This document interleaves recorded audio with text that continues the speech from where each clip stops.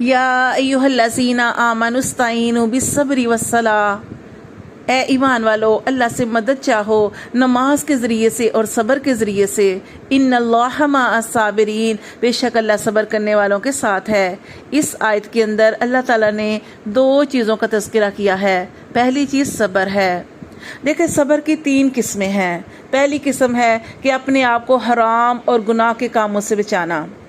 دوسری قسم جو ہے وہ اطاعت کے اندر اور عبادات کے اندر صبر ہے۔ دیکھیں جیسے محفل لگی ہوئی تھی، آپ بھی اس محفل میں بیٹھے ہوئے تھے، لیکن جیسے ہی اذان ہو گئی، مؤذن نے اذان دی، آپ اپنی جگہ سے اٹھے اور آپ نے اس محفل کو چھوڑ دیا اور اللہ کی اطاعت کی، آپ نماز کے لیے اٹھ کھڑے ہوئے، تو یہ عبادت پہ صبر ہے۔ تو اللہ نے آپ کو توفیق دی، آپ نے کوشش کی، تو اللہ تعالیٰ آپ کو توفیق بھی عطا فرماتی ہے۔ تو یہ اطاعت میں، عبادت میں صبر ہے۔ اور تیسری چیز جو ہے وہ، اور تیسری قسم اس کو کہتے ہیں مصیبت میں، پریشانی میں، تکلیف میں، رنج میں، کسی بھی حالات کے اندر جب آپ صبر کرتے ہیں تو یہ اس کی تیسری قسم ہے۔ جو صبر ہے اس کے بارے میں نبی صلی اللہ علیہ وآلہ وسلم نے ایک حدیث کے اندر ارشاد فرمایا کہ جب کل قیامت کا دن ہوگا تو اللہ کا فرشتہ ندا کرے گا کہ جو دنیا میں مصائب پر، مصیبتوں پر، پریشانیوں پر، تکلیفوں پر صبر کرتے رہے، اپنی غربت پر صبر کرتے رہے اور انہوں نے شور نہیں ڈالا، تو وہ اٹھیں اور بغیر حساب کتاب کے جنت میں داخل ہو جائیں۔ وہی لوگ اٹھیں گے جو دنیا میں صبر کرتے رہے۔ پھر دوسری چیز اللہ نے ارشاد فرمائی والصلاۃ، اور نماز کے ذریعے اللہ سے مدد مانگو۔ یہی نبی صلی اللہ علیہ وآلہ وسلم کا طریقہ ہے کہ آپ صلی اللہ علیہ وسلم کو جب بھی کوئی سخت معاملہ پیش آتا، آپ فوراً جائے نماز بچھاتے اور نماز ادا کرتے، اللہ سے نماز پڑھ کے اللہ سے دعا کرتے۔ آپ دیکھ لیں غزوہ بدر کے اندر مسلمانوں کی تعداد 313 تھی، جبکہ کافر 1000 تعداد تھی ان کی، لیکن اللہ تبارک و تعالیٰ نے نمازوں کے ذریعے سے، دعاؤں کے ذریعے سے مسلمانوں کو فتح عطا فرمائی۔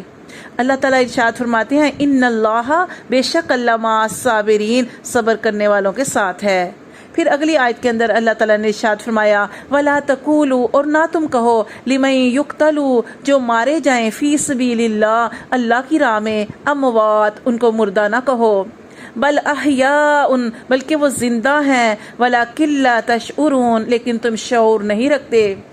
اس آیت کے اندر اللہ تعالیٰ نے ارشاد فرمایا کہ جو اللہ کی راہ میں نکلتے ہیں، مارے جاتے ہیں، ان کو مردہ نہیں کہنا، بلکہ وہ شہید ہیں، وہ زندہ ہیں۔ اور اللہ فرماتے ہیں کہ تم شعور نہیں رکھتے۔ حدیث میں ارشاد فرمایا گیا شہیدوں کی روحیں سبز رنگ کے پرندوں کے کالم میں ہیں اور جنت میں جس جگہ چاہیں وہ چگتی پھرتی ہیں۔ پھر اگلی آیت کے اندر اللہ تبارک و تعالیٰ نے ارشاد فرمایا وَلَنَبْلُوَنَّكُمْ بِالشَّيْءٍ مِّنَ الْخَوْفِ وَالْجُوعِ، اور اللہ تعالیٰ ارشاد فرماتے ہیں وَلَنَبْلُوَنَّكُمْ، اور ضرور تم آزمائے جاؤ گے، بِالشَّيْءٍ مِّنَ الْخَوْفِ، خوف کے ذریعے سے، وَالْجُوعِ، اور بھوک کے ذریعے سے، وَالنَّقْصٍ، اور نقصان کے ذریعے سے، مِّنَ الْأَمْوَالِ، مالوں کے نقصان کے ذریعے سے، وَالْأَنفُسِ، اور جانوں کے، وَالثَّمَرَاتِ، اور پھلوں کی کمی سے، وَبَشِّرِ الصَّابِرِينَ، اور صبر کرنے والوں کے لیے خوشخبری ہے۔